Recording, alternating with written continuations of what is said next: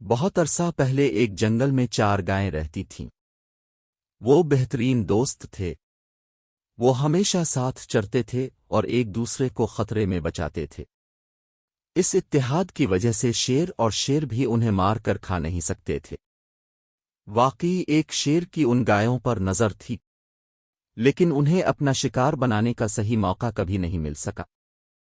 ایک دن گائے آپس میں لڑ پڑیں۔ ہر ایک الگ الگ اپنے طریقے سے چرتا رہا۔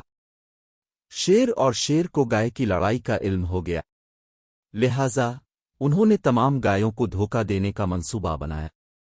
ایک دن شیر اور شیر کو ان پر حملہ کرنے کا مناسب موقع مل گیا، چنانچہ وہ جھاڑیوں کے پیچھے چھپ گئے اور تنہا گائے کا انتظار کرنے لگے۔